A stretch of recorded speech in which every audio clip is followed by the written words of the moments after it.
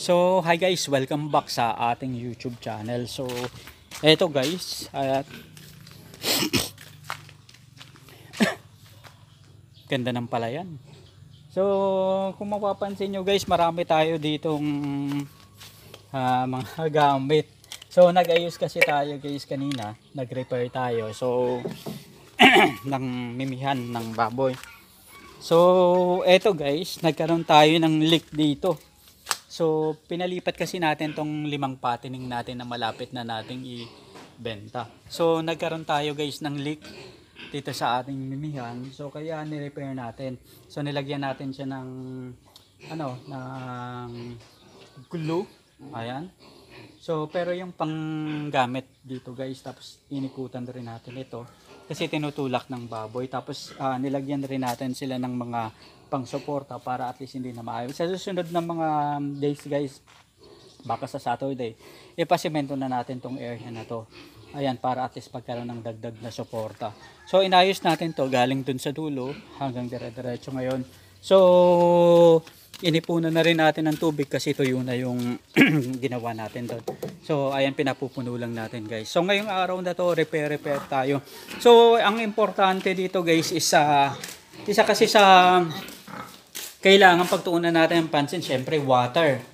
Kailangan talaga may water supply yung mga baboy. Dahil kapag hindi sapat yung tubig sa kanila, hindi sila lalaki.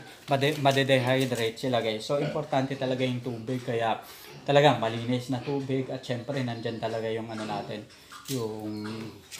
yung suporta sa mga baboy. At dito naman guys sa dulo, ayan, nag-leak rin yung isang mimihan natin.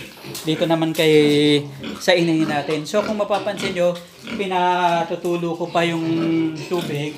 Ayan. Yung konti na lang naman to guys. So eto si Mami Pig natin. So dumalaga pa to guys. Hindi pa siya pero napansin nyo dito sa apat na to, nakahilera na yung mga Mami Pig natin, mga dumalaga natin. So yung first to doon sa dulo, so yun yung unang ipapaiay natin baka maka-February. So pangalawang landi pa lang nila yan. So another landi pa para go na tayo. Ayan. So eto guys, hindi pa naglalandi. So hopefully waiting tayo. So mga 2 to 3 landi pwede na silang ipaiay. So tinatapos lang natin guys. Pero guys, naka-ready na rin yung mga natin, yung isasalpak dyan yung isasalpak dyan. Eto guys, so binili natin to. Ayan, meron itong 165, tapos meron namang tigi 85 pesos. So 165 yung binili natin, yung made in USA na para at least medyo tumagal. So eto guys, kung mapapansin nyo, pwede rin kayo guys mag-repair ng mga old nyo. Ayan, so meron pa tayo dito guys na 4. So aayusin natin to sa Sabado. String lang yung kulang dito para at least sa susunod na masiraan tayo. So tayo na rin talaga yung gumagawa. So eto guys, sa babuyan, ang plumber bang tawag doon, o basta yung related dito sa paggawa ng mga tubig, paggawa ng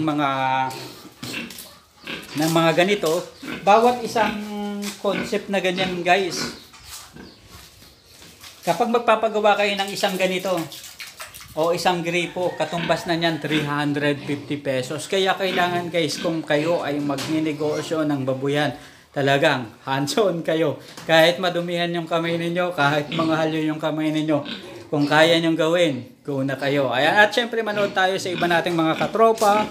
Ayan, dun sa mga easy picks, yung do it yourself na mga ganyan, quick picks. Ayan, so manood kayo ng mga ganyan para at least kayo mismo alam ninyo kung paano ba ginagawa yung mga bagay-bagay na pwede namang tayo na yung mag-fix para hindi tayo masyadong magastosan.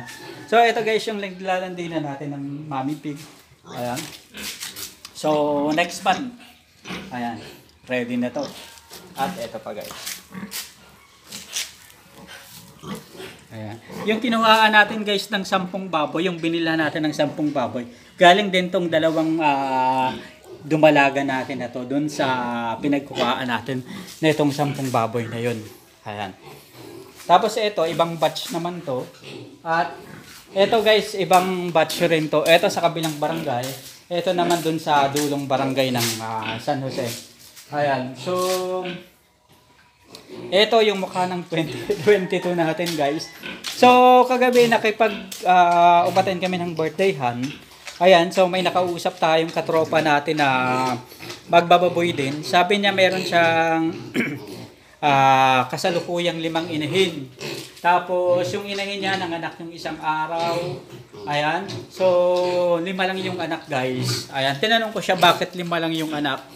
So kasi yung pagsisimula niya guys, ayan, alam niyo naman na medyo matindi yung dagok ng ASF. At napakahirap mag-maintain ng inahin. Katulad ng sabi ko guys, yung pag-maintain lang ng isang patining na baboy, halos gagastos ka ng 6,000 pesos sa bawat isa sa pagkain pa lang. Ngayon sinabi niya sa akin, doon sa inahing baboy, minsan nagmi-mix feeding siya, halos 2 sako, tapos isang ata. Ayan, so yun yung minimix niya.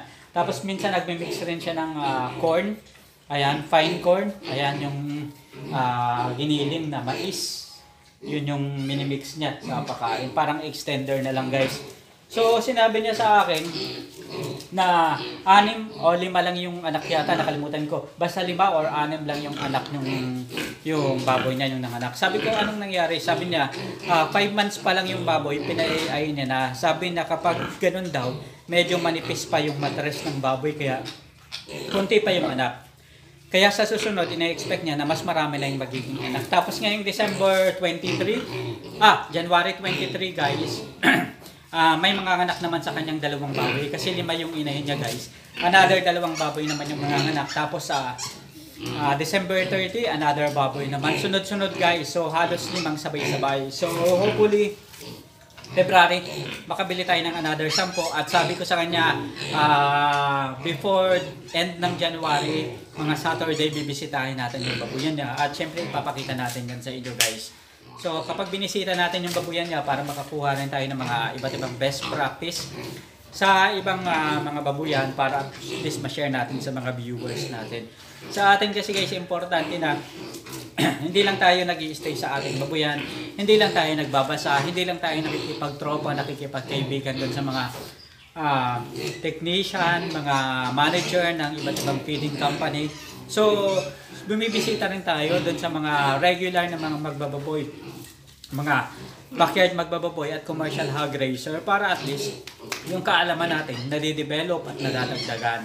So, wag tayong maging stay focus lang sa ating babuyan. Makisalamuha tayo dun sa ibang mga magbaboy, makigroup tayo sa kanila para kapag may nagkaroon ng problema, merong mag-a-advise sa atin kung ano yung dapat at maganda nating gawin. So, sa akin guys, ipipix ko to. Ayan, hinihintay ko lang na matapos. So, importante kasi ito guys, dahil kapag tumulo yung tubig na yan, ayan, kapag tumulo yan guys, every time na maglalagay tayo ng feeds, so minsan hindi pa gustong kumain ng baboy, tapos nabasa, minsan ayaw na nilang kainin, ayan, so minsan napapanis yung feeds natin. Kaya importante guys na para hindi tayo masayangan ng feeds, ayusin natin yung mga memihan ng baboy, lalo na kapag doon din sila banda kumakain. So guys, ito yung update sa ating negosyong baboyan. Ayan, 2022. Success is coming. So, ayan guys, tapos na rin tayo doon sa kabilang area. Ililigpit na lang natin yun. Tapos, yun na lang. Ito, natutulog yung mga baboy natin guys. Tapos samahan niyo ako guys after 2 days. So magbo-booster naman tayo ng Jectran. Ayan, Jectran Premium plus Iron. Ayan, Jectran Premium with Iron. Ayan, so pampabilis lumaki. Ayan, anti-anemia. So yan yung ituturok naman natin dito sa ating mga baboy. So importante kasi sa atin guys na talaga namang alagaan natin yung baboy natin kasi yan yung magbibigay ng pera sa atin sa bandang huli. At syempre, masakit sa bulsa na nag-invest ka sa baboy. Halimbawa, ito, 3-5 bawat isa. Ang sakit guys, mahirap habulin kapag medyo nabawasan ka pa.